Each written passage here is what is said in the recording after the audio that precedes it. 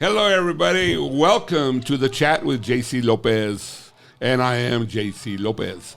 I'm here to interview another good little friend that I just met lately at the Lobo Games. And we hit it off. And he has a little, it's called a Chicano dog. The so I want to original. introduce to you original Chicano dog. This is Armando Pacheco. Armando, welcome to the chat with JC Lopez. Thank you, man. So the first question I'm going to ask you is, who are you?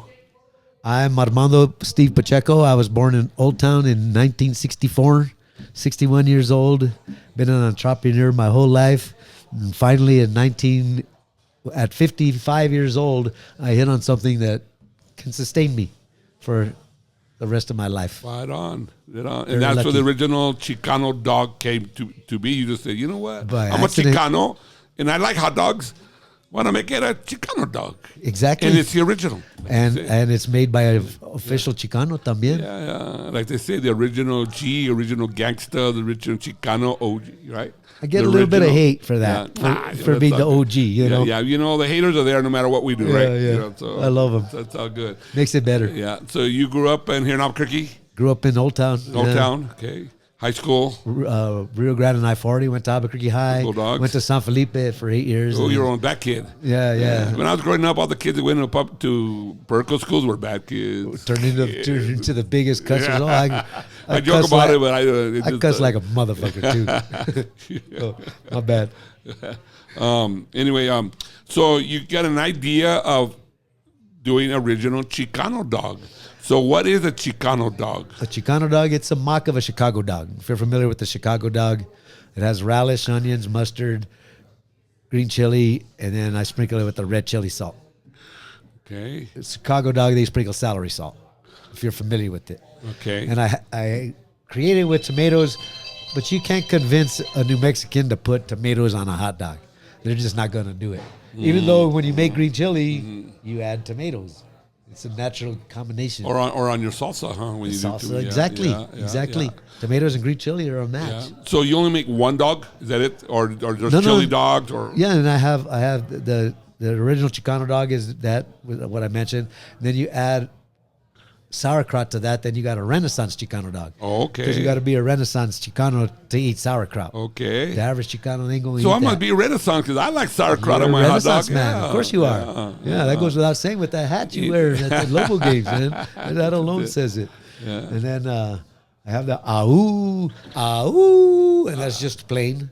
I like that. When you get nothing, hot it's dog. "Au." There's nothing on it. Yeah. And then I got the kiawite, bro. Kiawite. Which is either ketchup and or mustard. Okay. Because that's kiawite. That's all you want. Yeah. And then the orale, which is green chili, onions, mustard, and sauerkraut.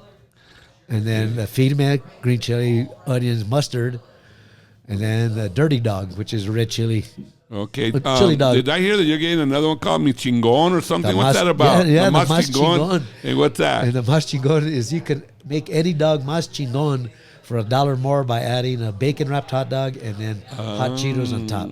So the regular items and then Right on. plus right the on. plus the bacon. So bacon you're gonna fry wrapped. bacon? bacon wrapped. Yeah. Bacon wrap. You're gonna make bacon there? Wrap? No, Or- yeah. really? Yeah. Okay. It's already wrapped, so I just throw it on the Oh, grill I got like you. that. I got you. So you prep that before you. Yes. Yeah. Oh, They're okay. par baked a little bit, so I don't have all that. The I manteca got you. I got on my you. grill. You know? I got you. Yeah. Yeah. So you make any dog mas chingon by adding a bacon wrapped dog and Cheeto dust for $1. And $1. This is $1 for $1. Yeah. I've been charging the same price lately as an introductory though too. Okay. I'm not adding the $1. just And yet. how much is a hot dog I do a hot dog, or a Chicano dog? a choice of hot dog, chips, and a drink for $8. Okay, that man. The hot dog by itself is $6. Okay, nowadays that's average. That's true. Yeah. If you can eat anywhere for $8, you tell me where and I'll be there. Yeah. True. Especially a quality meal. Yeah. Sure, you could have that $5 McDonald's meal, but then you could got a stomach ache to deal with later. Yeah. Not a Nathan's, not a Hebrew National hot dog though. So, what's your goal in this My business? goal is to franchise, and my goal is to go throughout the state, doing the county fairs, any events I can in these smaller towns, so I can find out which cities can manage to support another hot dog cart. Franchise it out to some other vato. Not just a hot dog stand, a Chicano dog cart. Exactly. Yeah. And that way, change their life, This way they don't have to work for someone else. Yeah. Go open up their hot dog cart every day, and that's the ultimate goal. I'm going to throw something at you. I don't know if you can answer this or not. What does Chicano mean? You know what? There's a great definition for it that Cheech gives. And I can't remember exactly how it goes, but how the word comes from Chicano. Yeah, the word. And then Cheech is from. It's a great story, but my memory sucks. Yeah. And on Cheech, in an interview with Mario Lopez, he explains how the Chicano how word Chicano came about. You know how the word chingon came about? No. In the Mexican-American War, they were providing these Mexican soldiers with machine guns. And it said machine gun. Chingon. Chingon. Okay. That's how it came about. I'll be damned. Isn't that cool? Yeah. Because they couldn't say machine gun. Machine gun. Machine gun. It's chingon. Chingon. Interesting. That's interesting. Because they were, automatic. Yeah. So you, what's your next function? How does your business work? Like you said, it's a mobile unit, right? Yeah, I mostly do events anymore because setting up on the daily street corners hoping you sell hot dogs is a tough way to make a living. Mm-hmm. At least if somebody has an event, people are going to be there. You're most likely going to sell. You know what I mean? So I try to stick to events. I do pop-ups, I guess they're called, every now and again. I just did a C&M yesterday, and it went pretty good. And do you need permits? Yeah, just a city permit. And if you're on private property, they just whatever you want. Yeah. Yeah. So if you want to throw a birthday party, they can hire you to go do the hot dog at the birthday party. Absolutely. I've had a little bit of bad luck with that because I give away a lot. I knock prices off for people. I make deals with people all the time. You can't afford it, I'll feed you. It's just, I can't. There's no other way. Mm-hmm. But these people call me to do their birthday parties, and I actually made a deal with this gal to feed her birthday party I charged $6 on the street. I told her I'll charge you $4. It's her 1-year-old's birthday party, $4. I never hear back from any of these people. At $4 a hot dog. It's like, what do you want me to give it to you? If you want to do it this way, you buy the hot dogs, I'll come and make it. I'll come and provide that service for you using my condiments and toppings, and we'll do it for $50 an hour. People don't want to do it. Really? Okay. Well, you're learning. They want me to do it for free, I guess. Yeah. And unfortunately, I'm the type of guy, I would do it. Yeah. I just did an event the other day for free. But it comes back to But you had tips? Not at that one I didn't. No. It was for a teen. This lady, her daughter was shot at a 4th of July party, so she's throwing these things at the Salt Yard West. The city actually pulled a contract from her. They were going to pay a food truck to go set up and feed all these kids, but some mayoral candidate got a hold of it, wanted to put it under his umbrella, and she told him, this is my baby. I've been working on this all this time. I'm not going to do that. So he made some calls and got the funding pooled. So she called me to do it, and we made, I told her I'd do it for $50 an hour, Talked to my son who knew the girl. So I called the lady back. I was like, we have to make this happen. Whatever we have to do to make this happen, I'll do. She's like, I'll give you $100. And I'm like, that's fine. By the time it came, I got there. I did 3 hours. I gave away 40 hot dogs. She bought the hot dogs. And I couldn't charge her. At that point, it's like, what? You're donating good your cause. good. I gave you 3 hours. What's the big deal? Yeah, you mentioned mayor candidate. Well, you know that I'm helping Eddie Varela for mayor. And you came aboard with us because you saw this podcast. And I really appreciate you doing that. Because this is a grassroots race for That's us. What I love. We're not money people. And Eddie Varela is a great person, and I like his vision. And I already got involved, and I saw that you saw that, so you're involved. I really appreciate you for doing that. Because absolutely, man. You got to give back. You got to do what you can to make a change. You can't just sit there. So we're gonna have some functions coming up for Eddie Varela for mayor, and this gentleman here is gonna be. With the hot dogs, the Chicano dogs, so it's gonna be great. It's gonna be great. Let's go back a little bit on your past here. You say you got in a wreck in your motorcycle? Back Yeah, when? I moved to Florida October 23rd, 2018. Got in a wreck November 23rd, 2018. So I had to come back. I couldn't live with my friends with no job or no way to You were hurt? provide, you know. Yeah. Yeah, I broke my hip Oh, wow. and my femur. I got a rod down, a 12-inch rod in my femur, and then another 8-inch rod holding that rod into my hip. Interesting. Yeah. And Interesting. so I was down and out. Yeah. I got here, didn't know what I was going to do. An old friend of mine from San Felipe, Adam Raby, got hooked up with the owner of the Gladiators. And he invited me to a meeting, and I ended up working with the Gladiators, and we won a championship. Gina provided me with a roof over my head during that time.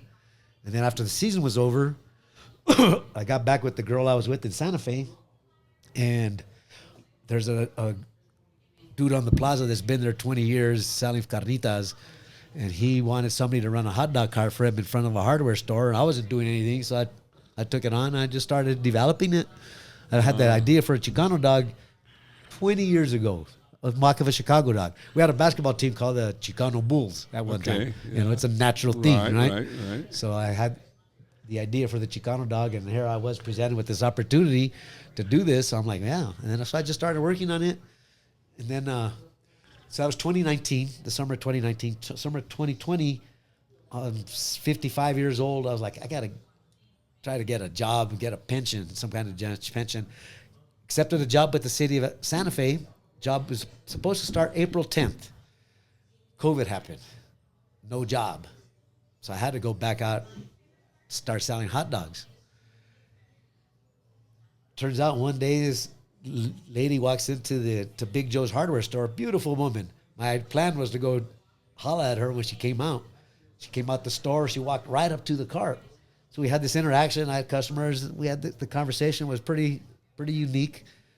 That was on a Wednesday. On Friday, I woke up. People were calling me, hey, you're in the paper. You're in the paper. You got in the paper. It was that lady that came up to my car. She put me in the paper. And the rest is history. Wow. COVID was the absolute best thing that could have happened to me. For you, for your business. For me. Yeah. Yeah, restaurants being closed.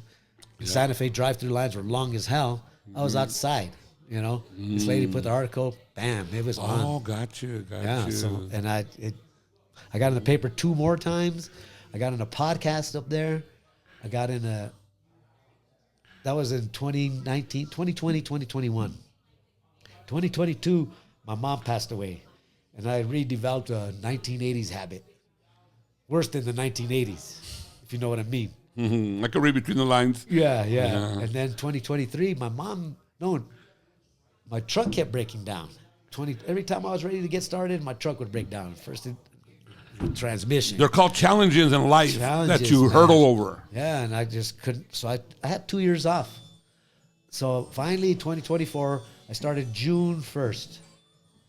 June 1st, I was at an event, and I had been working as an usher at Lobo football games and seeing this dude every game, and we were on the basis. And that first event, he walks by my cart. I was like, hey, you're the vato from the Lobos, right? So he comes over. I feed him. He goes away.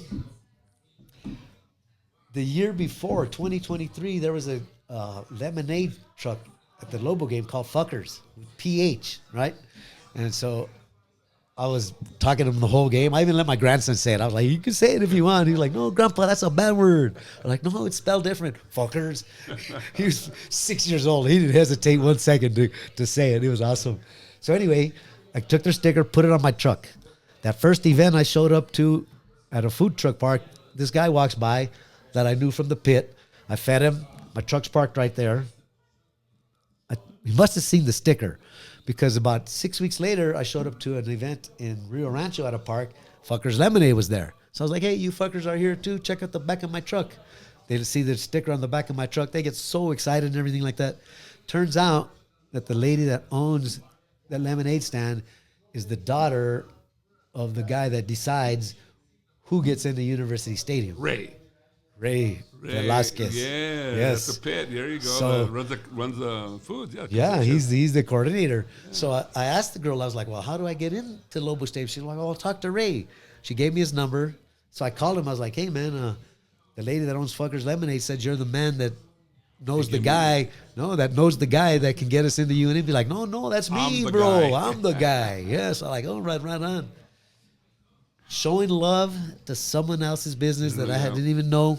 Open up a door. Opened up the door for me. Wow. That's why I'm in University Stadium. That's a good story. By showing love to someone else. So remember that. Stop hating. Show love. Good things happen when you show love. Right. I'm living proof.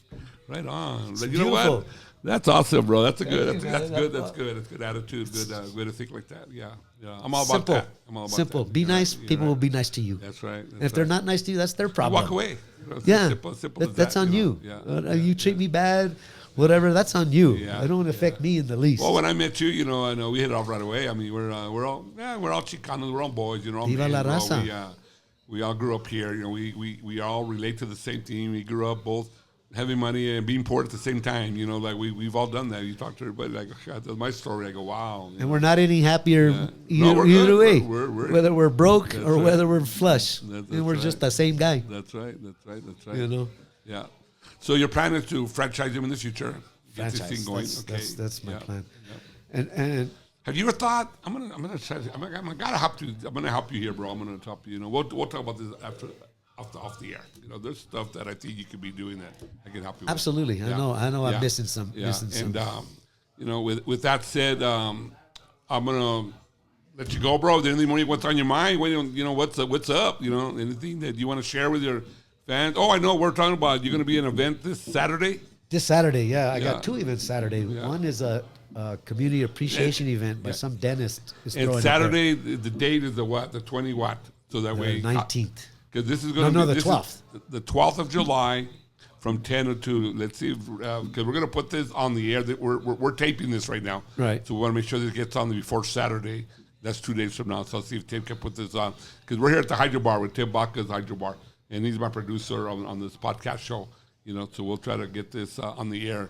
But this Saturday from 10 to 2 at the Old Coors Central. Old Coors Central. Look for the original Chicano dog man. I call that Chicano dog man. It's some dental office giving back to the community, so hopefully it's a big hit. Unfortunately, a lot of time people are reluctant to go to these things. They think there's a catch. Yeah. The raza is. And they're free this week. No, but I'm selling. You're selling. He has you there. Okay. Yeah. But I'll tell you what, you mentioned that you listen to this podcast, and I will knock $1 off your. There you go. You can't beat that. You can't beat that. Yeah. So, yeah.